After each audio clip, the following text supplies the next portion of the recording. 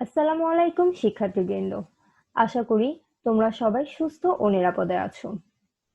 করোনাকালীন সময়ে জাতীয় বিশ্ববিদ্যালয়ে অধিভুক্ত শিক্ষা প্রতিষ্ঠানসমূহে শিক্ষা কার্যক্রম চলমান রাখার স্বার্থে জাতীয় বিশ্ববিদ্যালয় কর্তৃক অনলাইন ক্লাসের আয়োজন করা হয়েছে।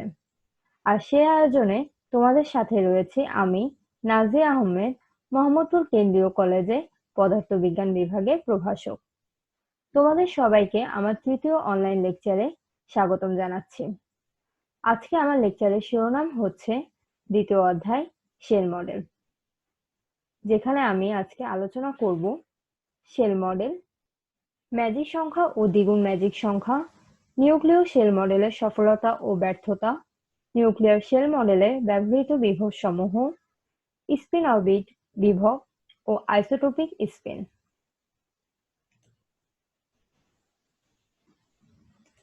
1933 সালে বার্টলেট সর্বপ্রথম নিউক্লিয় শেল মডেলের প্রস্তাব করেন। লিকুইড ড্রপ মডেল নিউক্লিয়াসের অনেকগুলো প্রপার্টি এক্সপ্লেন করেছে, কিন্তু কিছু কিছু প্রপার্টি লিকুইড ড্রপ মডেল দ্বারা এক্সপ্লেন করা সম্ভব হয়নি, যেমন ম্যাজিক নাম্বার, আর এজন্যই নিউক্লিয়ার শেল মডেলে আবির্ভাব হয়েছে। শেল মডেলে স্ট্রাকচার অনেকটা অ্যাটমিক মডেলের স্ট্রাকচারের মতন। অ্যাটমিক মডেলের ক্ষেত্রে একটা অ্যাটমের মাঝে নিউক্লিয়াস থাকে এবং ইলেকট্রনগুলো নিউক্লিয়াসের চারপাশে ঘুরতে থাকে। ইলেকট্রনগুলো অবশ্যই ফিক্সড ডিসক্রিট এনার্জি লেভেলে থাকা অবস্থায় নিউক্লিয়াসের চারপাশে ঘুরতে থাকে। এই এনার্জি লেভেলগুলো সুন্দরভাবে সাজানো থাকে বলে এগুলোকে দেখতে অনেকটা শেলের মতন মনে হয়। আমরা জানি ইলেকট্রনগুলো যদি আমি এই শেল থেকে বের করতে চাই বা অ্যাটম থেকেই বের করতে চাই, তাহলে এনার্জি দিতে হবে। কিন্তু দেখা যায় কিছু কিছু অ্যাটম থেকে ইলেকট্রন বের করা অনেক টাফ। যেমন ইনার্ট গ্যাস বা নোবেল এলিমেন্টের অ্যাটম থেকে ইলেকট্রন বের করার জন্য বেশি এনার্জি প্রয়োজন, কারণ তারা স্টেবল থাকে। স্টেবল বলতে এদের কমপ্লিট শেল স্ট্রাকচার হয়। নোবেল গ্যাসগুলো হলো হিলিয়াম, নিয়ন, আর্গন, ক্রিপ্টন, জেনন। এদের অ্যাটমগুলো অনেক বেশি স্টেবল থাকে, এজন্য ইলেকট্রন বের করতে আমাদেরকে অনেক বেশি শক্তি দিতে হয়। এই সিমিলার কনসেপ্টটাও নিউক্লিয়াসের মধ্যেও দেখা যায়। নিউক্লিয়াসের অভ্যন্তরে নিউট্রন ও প্রোটন থাকে এবং এগুলো নিউক্লিয়াস থেকে বের করার জন্য কিছু এনার্জি দিতে হয়। ইলেকট্রন ইমিট করার জন্য যে এনার্জি দিতে হয় তা ইলেকট্রন ভোল্টে, বাট নিউক্লিয়াস থেকে প্রোটন ও নিউট্রন ইমিট করার জন্য মেগা ইলেকট্রন ভোল্টে এনার্জি দিতে হয়, অর্থাৎ অনেক বেশি। 2, 20, 28, 50, 82, 126 এই সংখ্যার নিউট্রন ও প্রোটন বিশিষ্ট নিউক্লিয়াস থেকে নিউট্রন ও প্রোটন বের করতে বেশি এনার্জি দিতে হয়। এই সংখ্যাগুলোকে ম্যাজিক সংখ্যা বলে।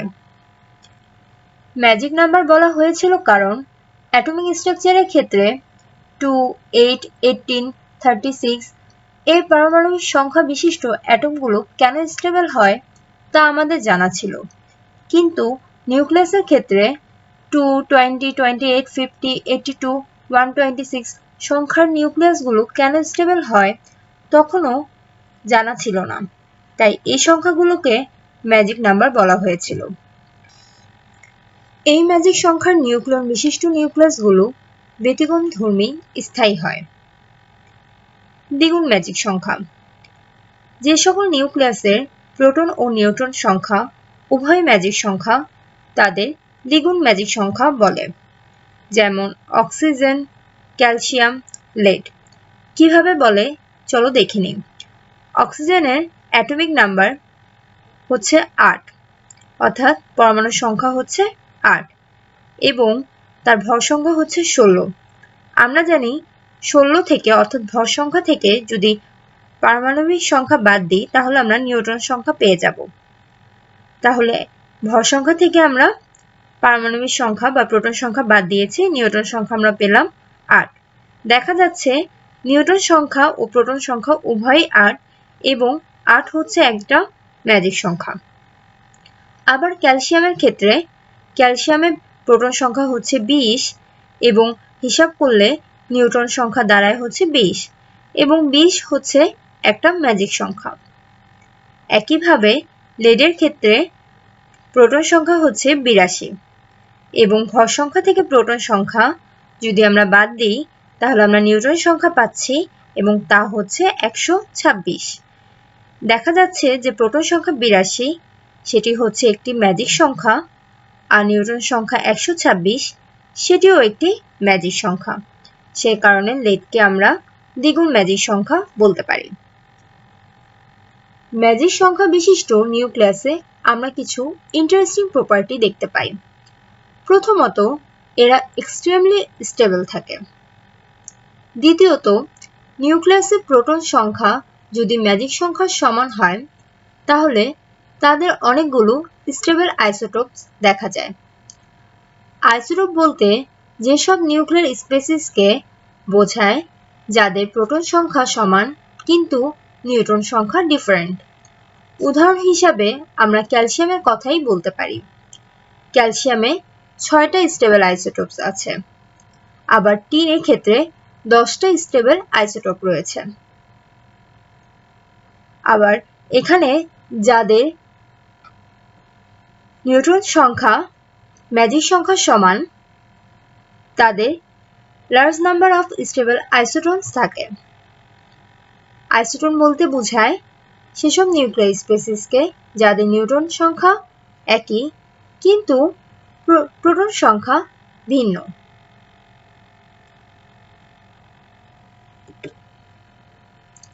নিউক্লিয়াসের এই মডেলকে নিউক্লিয়ার শেল মডেল বলার কারণ কি? অ্যাটমিক মডেলের ক্ষেত্রে যেমন কিছু ফিক্সড অ্যাটম থেকে ইলেকট্রন বের করতে বেশি এনার্জি দিতে হয়, ঠিক একইভাবে নিউক্লিয়ার মডেলের ক্ষেত্রে কিছু ফিক্সড নিউক্লিয়াসের জন্য বেশি এনার্জি দিয়ে নিউক্লিয়নগুলো ইমিট করতে হয়। অ্যাটমিক স্ট্রাকচারে যেমন শেল রয়েছে ঠিক একই রকম নিউক্লিয়াসের অভ্যন্তরেও কিছু না কিছু শেল অবশ্যই থাকবে।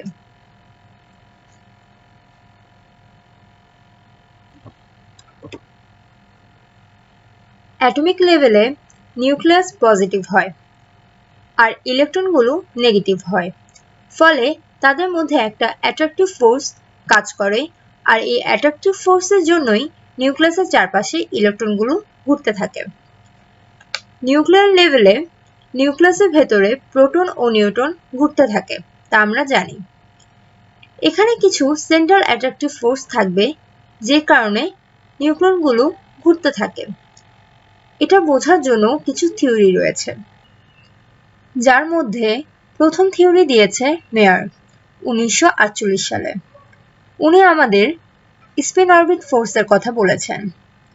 তার থিওরি অনুযায়ী নিউক্লিয়াসের কোর যেখানে নিউক্লিয়নগুলো থাকে তারা আরেকটা নিউক্লিয়াসের মতো আচরণ করে, কারণ কোরের মধ্যে নিউক্লিয়নগুলো ইন্টারঅ্যাকশন বেশি থাকে।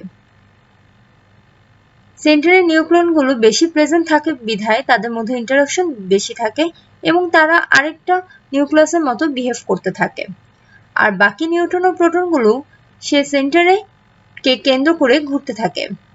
এভাবেই নিউক্লিয়াসের ভেতরে এক ধরনের শেল কল্পনা করা যায়, আর এ কারণে এই মডেলকে নিউক্লিয় শেল মডেল বলেছে। নিউক্লিয় শেল মডেলের অনুমিতিগুলো হলো, অনুমিতি বলতে এখানে অ্যাজাম্পশন বোঝানো হয়েছে, যে অ্যাজাম্পশনগুলো আমরা নিউক্লিয় শেল মডেলের ক্ষেত্রে ধরে নিই। প্রথমত, নিউক্লিয়াসে নিউক্লিয় সমূহ একটি সাধারণ গড় হিসেবে চলাচল করে।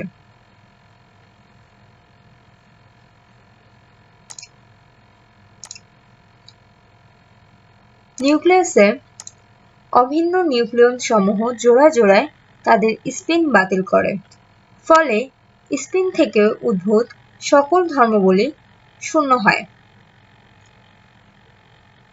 জোড়া বাঁধা নিউট্রন ও প্রোটন সমূহ পরস্পর মিলে একটি নিষ্ক্রিয় কোর সৃষ্টি করে, এটা আমরা জানি।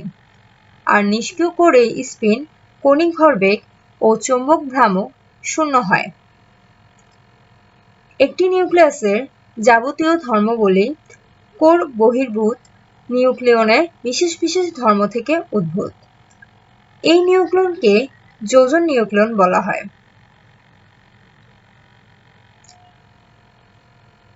কোরের বাইরে নিউক্লিয়নটি কোরের সাধারণ বিভবে স্বাধীনভাবে নির্দিষ্ট কক্ষপথে গতিশীল থাকে। বিজোড় সংখ্যা বিশিষ্ট নিউক্লিয়াসের সর্বশেষ বিজোড় কণা ব্যতীত সকল নিউক্লিয়ন নিষ্ক্রিয় কোর গঠন করে। প্রত্যেক নিউক্লিয়ন নির্দিষ্ট অবস্থায় কক্ষীয় কণিক ভরবেগ দিয়ে চলাচল করে, যা অন্য নিউক্লিয়নের ওপর নির্ভরশীল।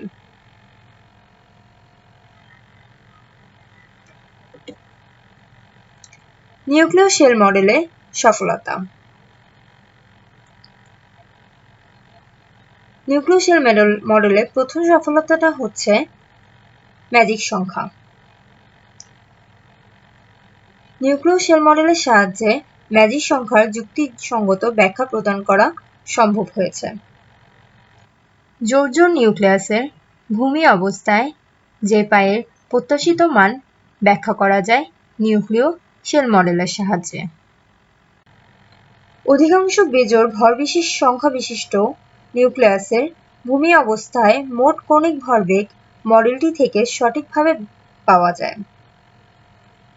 4 নম্বর, অধিকাংশ বেজোড় বিজোড় নিউক্লিয়াসে ভূমি অবস্থায় সমতা ব্যাখ্যা করা সম্ভব। 5 নম্বর, বিজোড় ভরসংখ্যা বিশিষ্ট নিউক্লিয়াসের ভূমি অবস্থায় চৌম্বক দ্বিমেরু ভ্রামকের মোটামুটি ব্যাখ্যা শেল মডেলের সাহায্যে দেওয়া সম্ভব।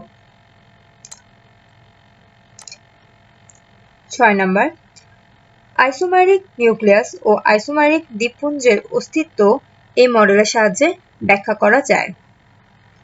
7 নম্বর, বিচ্ছেদ ও পিকআপ বিক্রিয়া অধিকাংশ ক্ষেত্রেই এই মডেলের সাহায্যে ব্যাখ্যা করা যায়। কোনো কোনো নিউক্লিয়াসের চতুর্মেরু দ্বিমেরু ভ্রামক শেল মডেলের সাহায্যে ব্যাখ্যা করা যায়। এছাড়া তেজস্ক্রিয় মৌল থেকে সৃষ্ট আলফা কণার শক্তি বর্ণালী এবং গামা রশ্মি নির্গমন এই মডেলের সাহায্যে খুব সহজেই ব্যাখ্যা করা যায়। নিউক্লিয় শেল মডেলের ব্যর্থতা। প্রথমটি হচ্ছে কৌণিক ভরবেগ। বিজোড় বিজোড় নিউক্লিয়াসে ভূমি অবস্থায় মোট কৌণিক ভরবেগ এই মডেলের থেকে পাওয়া সম্ভব নয়। দ্বিতীয়ত, উত্তেজিত অবস্থায় জেআরএম মান। নিউক্লিয়াসের উত্তেজিত অবস্থায় যে পায়ের মান শেল মডেল থেকে দ্ব্যর্থহীনভাবে ব্যাখ্যা করা সম্ভব নয়। নিউক্লিয়াসের তড়িৎ চতুর্মেরু ভ্রামকের শেল মডেল আদৌ কোনো ব্যাখ্যা দিতে পারেনি।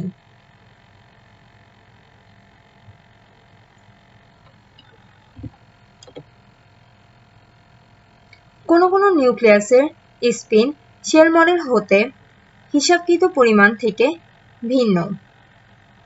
এছাড়াও জোড় জোড় নিউক্লিয়াসের প্রাথমিক শক্তি স্তরের ব্যাখ্যা শেল মডেল দিতে পারে না। এগুলো ছিল নিউক্লিয় শেল মডেলের ব্যর্থতা। নিউক্লিয় শেল মডেলে ব্যবহৃত বিভবসমূহ। নিউক্লিয়ার মডেল এবং অ্যাটমিক মডেলের মধ্যে পার্থক্য হচ্ছে অ্যাটমিক মডেলে কুলম্ব পটেনশিয়াল ওয়েল থাকে, যেটার প্রিসাইজ ম্যাথমেটিক্যাল ফাংশন সোলিঞ্জার ইকুয়েশনের সাহায্যে সলভ করে আমরা এনার্জি লেভেল স্ট্রাকচার পেতে পারি। কিন্তু নিউক্লিয়াসের ক্ষেত্রে এই পটেনশিয়াল ওয়েল প্রিসাইজ না। নিউক্লিয়ার পটেনশিয়াল ওয়েল হতে পারে স্কয়ার ওয়েল পটেনশিয়াল, অর্থাৎ বর্গাকৃতি বিভব, যেটা আমরা ফার্মি মডেলের ক্ষেত্রে দেখেছি। আবার হতে পারে হারমোনিক ওয়েল পটেনশিয়াল, অর্থাৎ ছন্দিত স্পন্দক বিভব। এই দুটো পটেনশিয়াল ওয়েল ক্ষেত্রে সোলিঞ্জার ইকুয়েশন সলভ করলে দেখা যায় আমরা যে এনার্জি লেভেল স্ট্রাকচার পাই সেটা নিউক্লিয়ার পটেনশিয়াল ওয়েল এবং হারমোনিক পটেনশিয়াল ওয়েলের মধ্যবর্তী কিছু একটা প্রিসাইজ পটেনশিয়াল ওয়েলের জন্য ক্রিয়েট হয়েছে। এই পটেনশিয়াল ওয়েল অনেকটা স্কয়ার ওয়েলের মতন, বাট কিছুটা রাউন্ড শেপে। এখানে চিত্রের মধ্যে দেখা যাচ্ছে। স্কোয়ার ওয়েলের মতন বাট কিছুটা হচ্ছে রাউন্ড শেপের। আর এই পটেনশিয়াল ওয়েলকে বলা হয় উড সেকশন বিভব। এছাড়াও আরেকটা বিভব রয়েছে, সেটা হচ্ছে স্পিন কক্ষ মিথস্ক্রিয়া বিভব। তো চলো এগুলার ইকুয়েশনগুলো আমরা একটু দেখে নিই। প্রথমেই হচ্ছে ছন্দিত স্পন্দক বিভব। বিভবটির গাণিতিক রূপ হলো ভি আর, অর্থাৎ ভি হচ্ছে আর এর একটা function is equal to minus V naught plus half M omega square R square. এখানে ভি নট হলো বিভব প্রাবল্য এবং ওমেগা কৌণিক কম্পাঙ্ক। এরপরটি হচ্ছে বর্গাকৃতি বিভব। এই বিভবটি গাণিতিক রূপ হবে V function of R, V R is equal to minus V naught, যখন আর হচ্ছে ক্যাপিটাল আর এর থেকে ছোট। আবার 0 হবে যখন আর হচ্ছে ক্যাপিটাল আর এর থেকে বড়। এখানে ক্যাপিটাল আর অ্যাকচুয়ালি কি বোঝাচ্ছে? ক্যাপিটাল আর বোঝাচ্ছে বিভবের পাল্লা, আর ভি নট হচ্ছে বিভব প্রাবল্য। উড সেকশন বিভব। এর বিভবের গাণিতিক রূপটি হলো V R is equal to minus V naught into 1 plus exponential R minus R by A, এবং পুরোটার পাওয়ার হচ্ছে মাইনাস 1। এখানে ভি নট হচ্ছে বিভব প্রাবল্য আগের মতোই, আর হচ্ছে পাল্লা, আর এ দ্বারা এখানে বিভবের ব্যাপক অঞ্চল নির্দেশ করছে। এরপরে হচ্ছে স্পিন কক্ষ মিথস্ক্রিয়া বিভব। এটা এই বিভবের গাণিতিক রূপ হচ্ছে V R is equal to V S naught lambda cut square by R D by D R F R L dot S, যেখানে এফ আর হচ্ছে অরীয় অংশ, যেটাকে বলা হয় 1 plus exponential R minus R S naught by A S naught, এবং পুরোটা পাওয়ার হচ্ছে মাইনাস 1। এখানে ভি এস নট বিভব প্রাবল্য। ল্যামডা হলো একটি দৈর্ঘ্যের মাত্রা বিশিষ্ট রাশি, আর এফ আর হচ্ছে উড সেকশন রূপ, আর এফ আর এর ভ্যালুটি হচ্ছে এটি।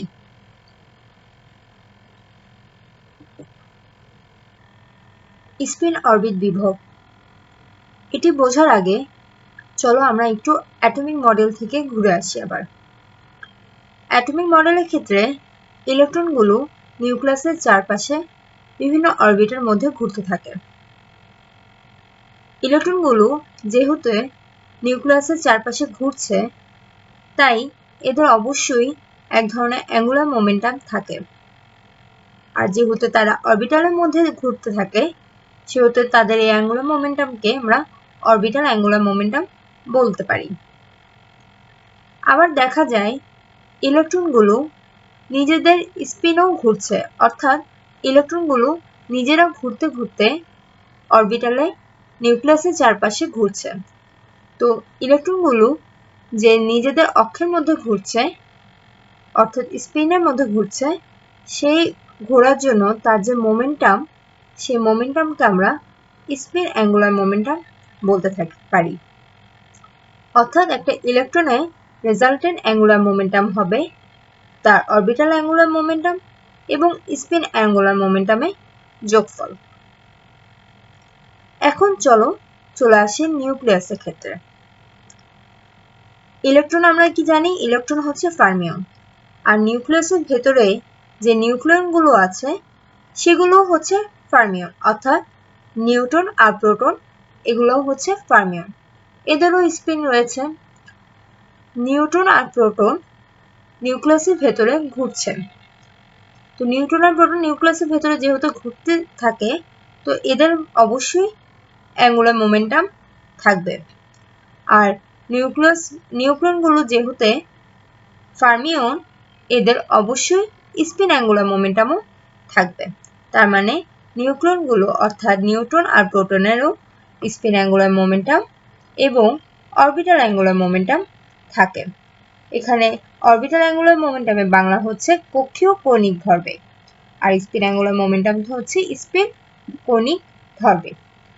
এখন প্রতিটি নিউক্লিয়নের এই স্পিন ও কক্ষীয় কৌণিক ভরবেগের মধ্যে এক ধরনের শক্তিশালী যুগলায়ন কাজ করে, আর সেটাকেই বলা হয় স্পিন অরবিট বিভব।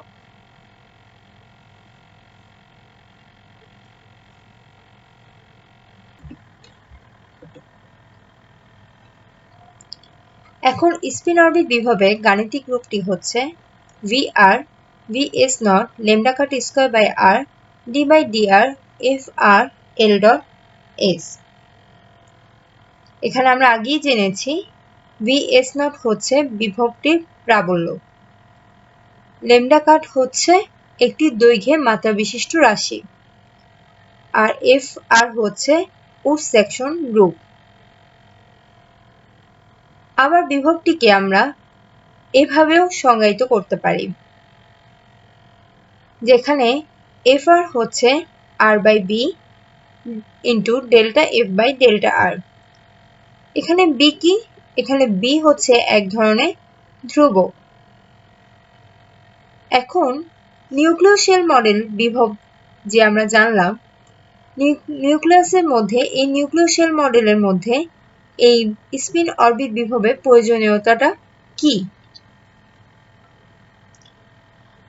নিউক্লিয় শেল মডেলের মধ্যে আসলে স্পিন অরবিট বিভবের প্রয়োজনীয়তা অনেক, কারণ শেল মডেলকে বর্ণনা করার জন্য সাধারণত 4 ধরনের বিভবের সহায়তা নিতে হয়, এবং দেখা যায় যে সরল সন্নিহিত স্পন্দক বিভব ব্যবহার করে নিউক্লিয়াসের 2, 8, 20, 40, 112, 168 এইসব ম্যাজিক সংখ্যার ধারণা পাওয়া যায়। আবার বর্গাকৃতি বিভব প্রয়োগ করে 2, 8, 18, 20, 34, 40 ইত্যাদি ম্যাজিক সংখ্যার ধারণা পাওয়া যায়।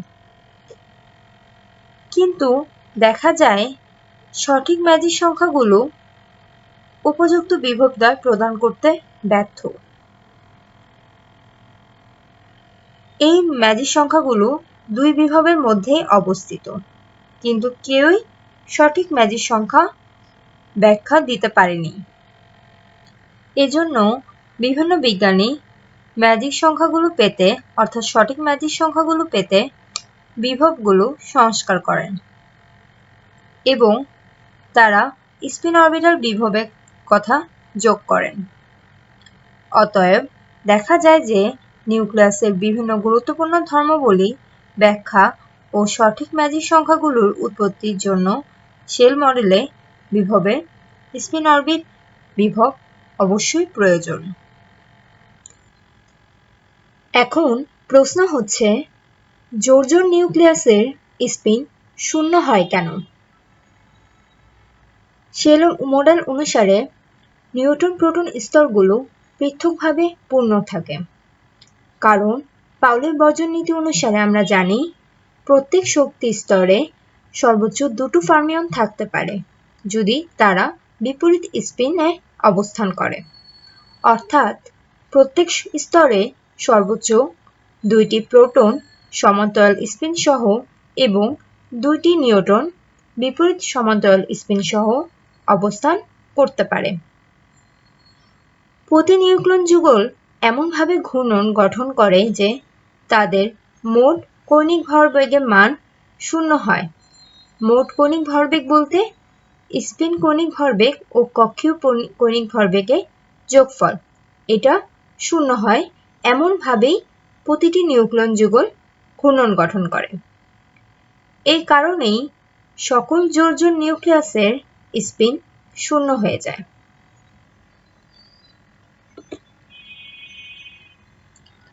নিউক্লিয়ার শেল মডেলের ভবিষ্যৎবাণী।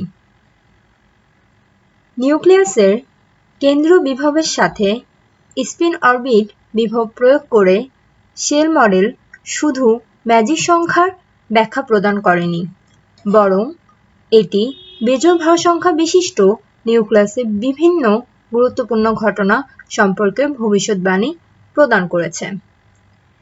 এই ভবিষ্যৎবাণীগুলোর মধ্যে হচ্ছে প্রথমটি নিউক্লিয়াসের স্থায়িত্ব ও অস্থায়িত্ব।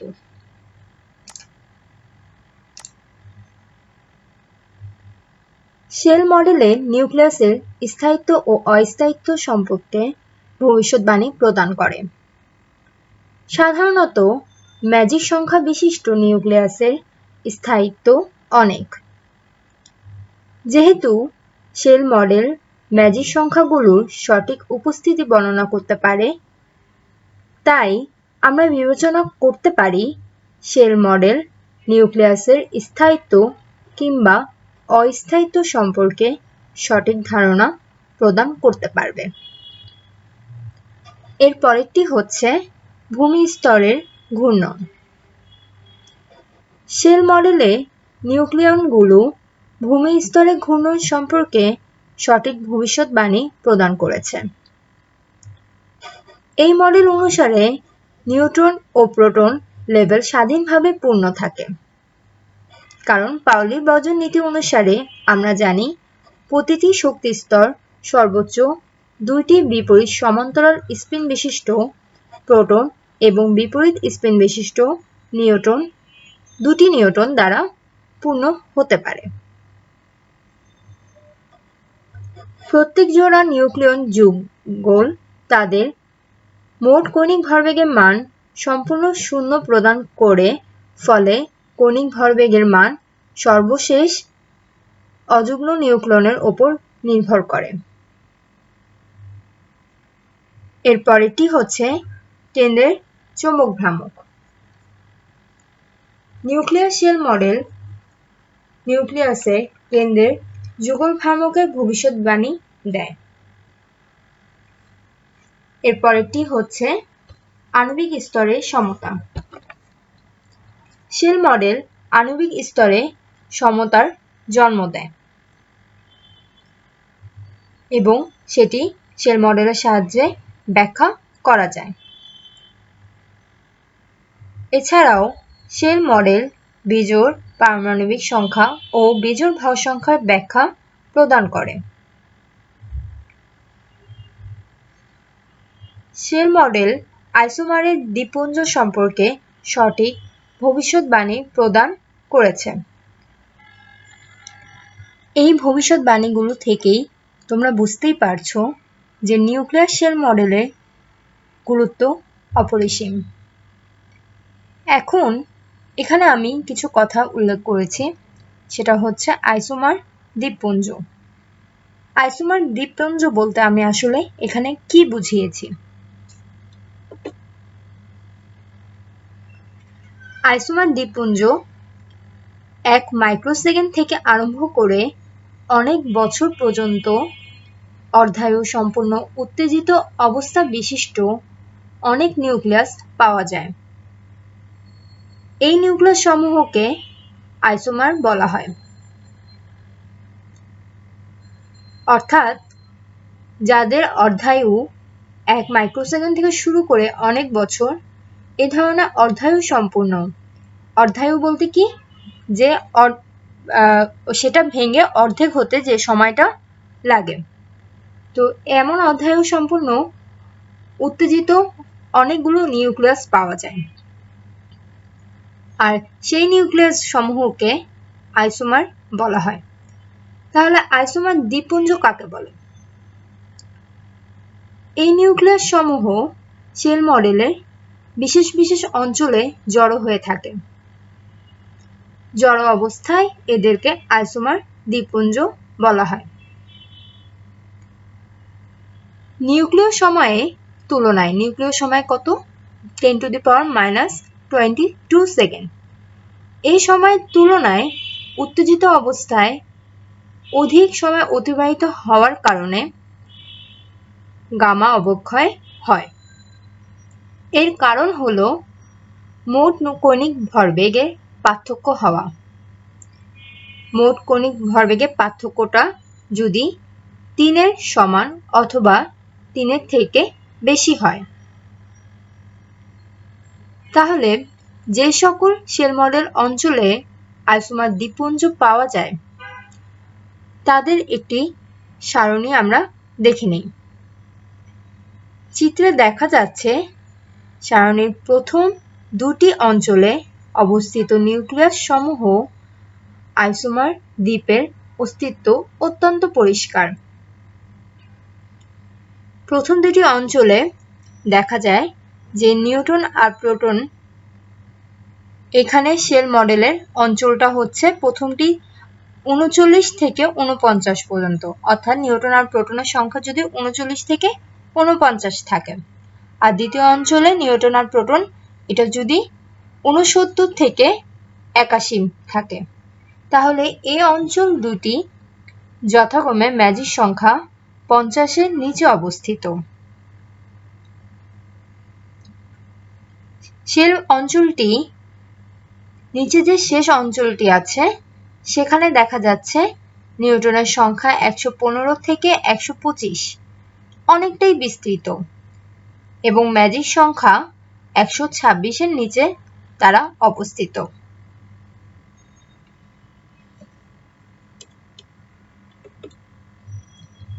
এবার চলো আলোচনা করি আইসোটোপিক স্পিন কি।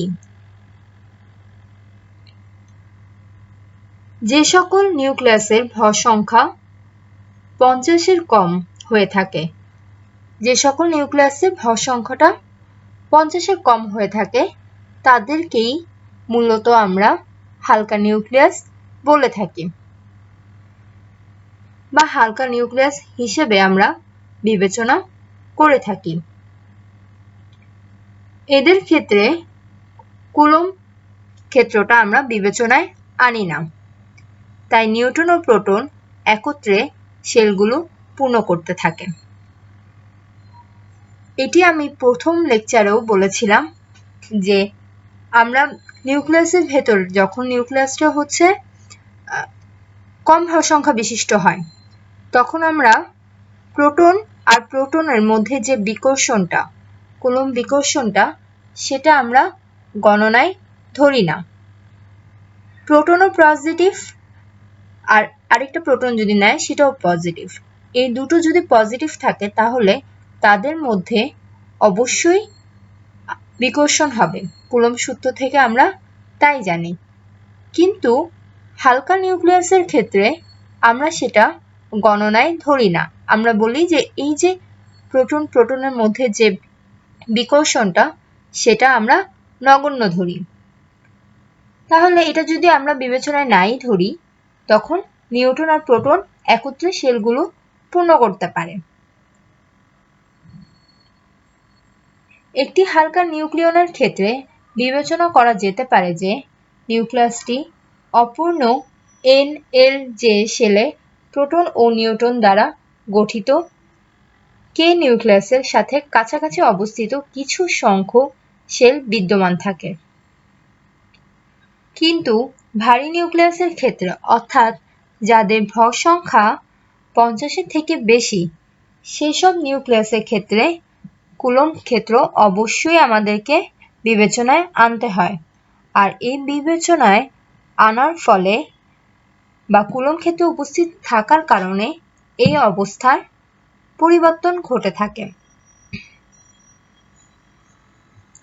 হালকা নিউক্লিয়াসের ক্ষেত্রে যখন কোনো শেল একত্রে নিউট্রন ও প্রোটন উভয়ের সমন্বয়ে পূর্ণ হয়, তখন নিউক্লিয়নদ্বয়ের নিজস্ব স্পিনের পারস্পরিক ক্রিয়ার সামগ্রিকভাবে সৃষ্ট স্পিনকে আইসোটোপিক স্পিন বলা হয়। নিউক্লিয়নদ্বয়ের নিজস্ব স্পিনের পারস্পরিক ক্রিয়া, এই কথাটি দ্বারা আসলে কি বোঝানো হয়েছে? আমরা জানি যে প্রোটন আর নিউট্রন, এই নিউক্লিয়নগুলো নিউক্লিয়াসের মধ্যে গতিশীল, প্লাস তারা নিজেদের অক্ষেও ঘূর্ণন অবস্থায় থাকে, এবং নিজেদের অক্ষ বরাবর তাদের যে ঘূর্ণনটা সেটাকে আমরা স্পিন কৌণিক ভরবেগ বলি। তো হালকা নিউক্লিয়াসের ক্ষেত্রে দেখা যায় যখন একটা শেল নিউট্রন আর প্রোটন দুটি দ্বারাই পূর্ণ হয়, তখন এই নিউক্লিয়নগুলো নিজস্ব স্পিনের পারস্পরিক ক্রিয়ার সামগ্রিকভাবে যে স্পিনটা তৈরি হয় সেটাকে আইসোটোপিক স্পিন বলা হয়। এটা আমরা শুধুমাত্র হালকা নিউক্লিয়াসের ক্ষেত্রে বিবেচনা করে থাকি।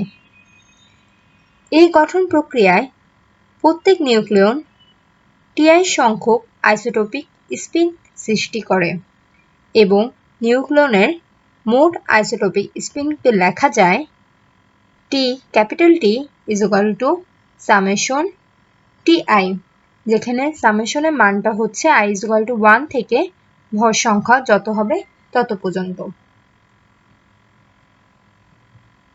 এখানে TI হচ্ছে আইসোটোপিক স্পিন ভেক্টর। আজকে আমি শেল মডেলের থিওরিটিক্যাল ব্যাপারগুলো নিয়ে আলোচনা করার চেষ্টা করেছি। আগামী লেকচারে আমি এই শেল মডেল চ্যাপ্টারটার উপরে যেসব ম্যাথমেটিক্যাল ক্যালকুলেশন আছে বা যেসব ম্যাথমেটিক্যাল আলোচনা আছে সেগুলো করব। তাহলে আজকে তোমাদের পড়া এই পর্যন্তই থাকবে। আজকের লেকচারে আমি যেসব রেফারেন্স ইউজ করেছি বা যে রেফারেন্স বুক থেকে আজকের লেকচারটা আমি রেডি করেছি সেটা হচ্ছে nuclear physics, structure of the nucleus, master of masters. তো আজকে তোমাদের এই পর্যন্তই থাকবে। আগামী লেকচারে আমি শেল মডেলে আরো বিভিন্ন টপিকস নিয়ে আলোচনা করব, যেমন ম্যাজিক সংখ্যার উৎপত্তি, শেল মডেলের শক্তিসমূহ ইত্যাদি বিষয় নিয়ে আমি বিস্তারিত আলোচনা করব। তো ততদিন পর্যন্ত তোমরা সবাই ভালো থাকবে, সুস্থ থাকবে। সবাইকে ধন্যবাদ।